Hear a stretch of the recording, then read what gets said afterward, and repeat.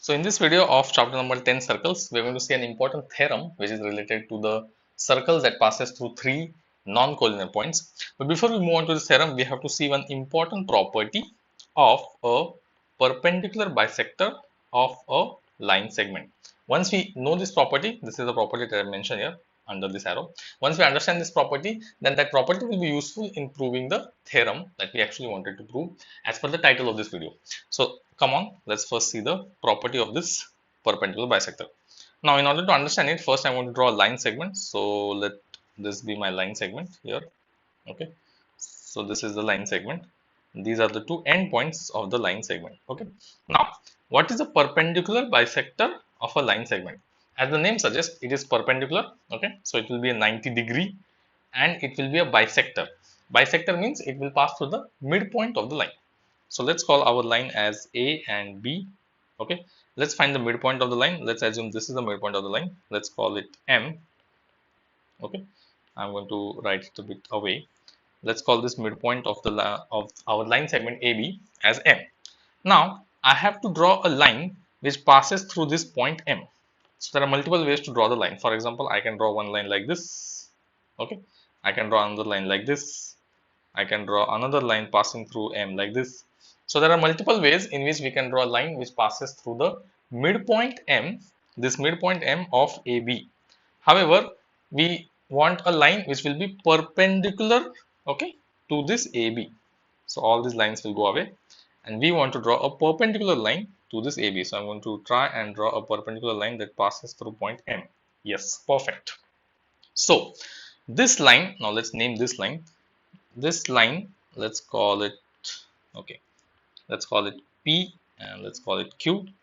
So this line PQ is called as the perpendicular bisector of the line segment. Okay, two things are there. The property is very much similar to the name. It's perpendicular to line AB. So let's mark it. It's perpendicular to line AB, and it's a bisector. So it passes through the midpoint of AB, which means this AM is equal to AB. Okay, so this is basically a definition or the representation, visual representation of a perpendicular bisector of line segment. Now let's move on to this property, the actual property of a perpendicular bisector that we wanted to discuss. The property goes as follows. Let's try to zoom in. Take any random point on this perpendicular bisector. Let's call it X. Okay.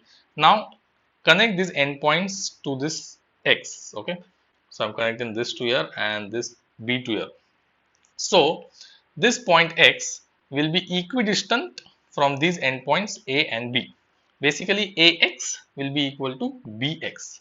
Okay, that is a property of a perpendicular bisector. Sorry, a point on a perpendicular bisector. For example, let's take another random pointer. Let's call it Y. So the same goes for Y. If I connect this A to Y, okay, and this thing B to Y, then once again this AY will be equal to BY. So take any random point on this perpendicular bisector, its distance from the endpoints of the line segment will always be equal. And it's very easy to prove this property. Basically, I'm going to remove this now. Okay. So let's focus on this triangle. AXM, this is one triangle, and BXM, this is our another triangle. In order to prove that BX is equal to AX, all we have to do is prove that these two triangles are congruent to each other. Okay, so as you can see, this side, okay, this side is common to both the triangles. Then this angle is 90-degree for both the triangles, and AM is equal to MB because M is the midpoint. So by side angle side test, these two triangles are congruent to each other. And if these two triangles are congruent to each other, then obviously AX will be equal to BX. And this will hold for everything. It will also hold for, okay, let's get rid of this. It will hold for any other point. So if it, as we saw before, if you take a random point here Y, and once again if we draw these lines, okay, AY and YB, then again in this triangle AYM and BYM, you can prove that both the triangles are congruent, which again means that AY will be equal to BY. Okay, so this was an important property of perpendicular bisector of a line segment, which has been noted down here. So I'm going to get rid of it. Yes. So let's read what this property says. Any point on perpendicular bisector is equidistant. So I'm going to highlight this. is equidistant from the endpoints of the line segment. This is the important property of perpendicular bisector of any line segment. Take any point on perpendicular bisector, okay, x, y, doesn't matter. Let's try to, okay. It's going to be equidistant from both the points of the line segment, endpoints of the line segment. Now, this property is very important. We are going to use it to prove the actual theorem, which is the title of this video. So now let's get rid of this slide. Okay. So this is the theorem that we are going to focus on. Let's read the theorem. There is one and only one circle passing through three given non-collinear points. So the key thing is three given non-collinear points. Okay. So we all know what are non-collinear points. So point number 1, point number 2, point number 3. These three are non-collinear points because they cannot be covered by one single line. Collinear points are points which lie on the same line. So these three will be our collinear points. So let's get rid of this. Okay. So now we have to show that there is one and only one circle. So this is another key important thing. Let's box it. One and only one circle which passes through three given non-collinear points. So let's see how the proof of this theorem proceeds. So first of all, we have to take three non-collinear points. So I'm going to take point A. This is my point B, point A, point B, and I'm going to connect them using a line. So A to B is one line, and then I'm going to take another point here randomly. Okay, this will be our point C, and once again draw a line which connects B to C. So yes, okay, yeah. So hold a minute. Let's move our C to this point here. Okay, so this becomes our point C. So we have three non-collinear A, B, C, three non-collinear points represented on our screen. Now we have to find that there is only one circle passing through it. So we are going to do a small construction. So I'm going to note here point number 1. Construct in, let's use a black color. Okay. So point number 1, construct perpendicular bisectors. Okay. So I'm going to write like this: perpendicular bisectors of AB and BC. So let's construct perpendicular bisectors of AB and BC. So we have seen what is the definition of perpendicular bisectors. Let's try to zoom in. Okay. So let's focus on AB. So I'm going to use a highlighter now. So let's first draw a perpendicular bisector of AB.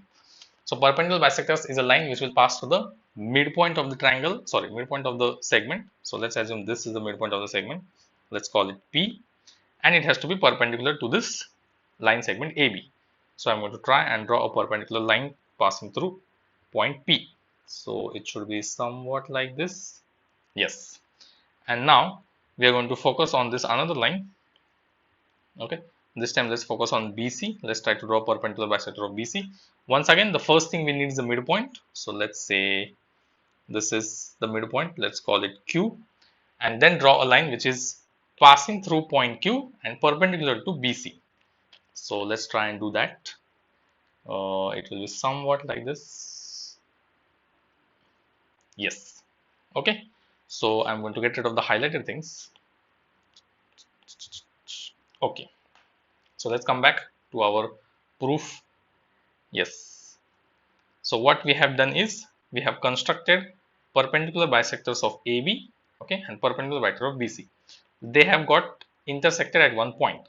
So let's make a note of that. Let the point of intersection, let the point of intersection be O. Okay, let us call this point of intersection as point O. So okay, let's call it as point O. Now we are going to use this above property of perpendicular bisector and make some observations. So here is this interesting observation. Now point O, this is our point O. Let's just highlight it. This point O. Yeah. So this point O is equidistant from point A and point B. Okay. Why? Because it lies on the perpendicular bisector of AB. So I'm going to just draw that line now. Okay. Let me use a different color. So AO, okay, is equal to OB, and similarly it is equal to OC. Okay, so this point O will be equidistant from C and B and A. Why? Because it lies on the perpendicular bisector of AB. At the same time, O lies on the perpendicular bisector of BC. Since it lies on both the perpendicular bisectors, AO, BO and CO are going to be equal to each other. So I am going to highlight this important point here by making this equal to signs. Okay, so that is an important point here. So that's point number 3. So we have, okay, we have AO as equal to BO as equal to CO. Okay, from this above property. That's why we discussed this important property before. So now we know that why this exists. Now just observe this. Just observe this circle. Let us draw a circle here. So consider this circle here. Okay, and consider 3 points on the circle. So let this point here be A. Okay, and let this point here be B, and let this point here be C. Okay, and let's say this is the center of the circle, which is O. Okay, now again I'm going to connect this AO, which is going to be a radius. Let's use straight lines. AO is a radius, CO is a radius, and BO is also a radius. Okay, and all these radius are equal to each other. Okay, do you note, now note these two figures. Can you see the similarity between this visual representation and this visual representation? Okay, all these points A, B, C lie on the circle. Similarly, if you take O as the center of the circle, and if you take this AO as a radius, and if you construct a circle, okay, all these points A, B, C are going to come on the circle. So the way we construct the circle is now take O as our center, take OA as a radius, or anything, take OC as a radius or take OB as a radius, doesn't matter, all the radiuses are same, and just construct a circle around this, and thus we will get a circle which will lie on all these 3 non-collinear points. So that becomes our point number 4, very important point. This is how we construct a circle for, yes, for 3 non-collinear points. So point number 4, consider O as the center of the circle, and OA as the radius of the circle,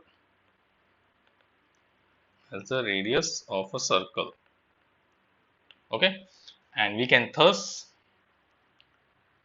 we can draw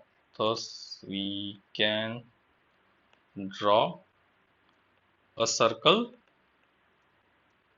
passing, this is very important, a circle passing through all the 3 non-collinear points, through all 3 non-collinear points. Okay, so this is how you construct a circle when you are given. So we started with 3 non-collinear points A, B, C, and then we constructed the perpendicular bisectors of these 2 line segments, and then wherever this perpendicular bisector intersected, that became the center of the circle. So thus, now let's come back to the theorem. The theorems ask us to show that there is one and only one circle passing through 3 given non-collinear points. So how do we prove that this is the only circle possible, okay, that passes through the 3 non-collinear points? There cannot be any other circle. Again, the proof is very simple and a bit logical. To draw a circle, you need 2 things, center of the circle and the radius of the circle. So as we saw in this figure, that these 2 perpendicular bisectors will intersect always at one single point.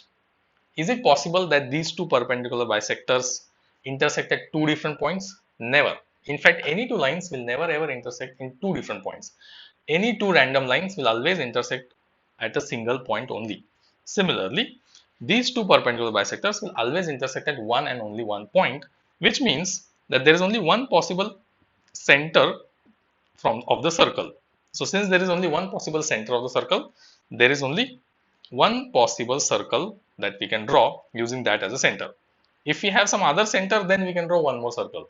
But since these 2 perpendicular bisectors will intersect at only one point, and that single point will be the center of the circle, we will say that only one such circle is possible with this as the center. So thus the circle that we will draw, okay, once we are given 3 non-collinear points will always be one and only one. So that's an important point. And thus we have proven this very interesting theorem that there is only one and only one circle passing through 3 given non-collinear points. That ends the theorem.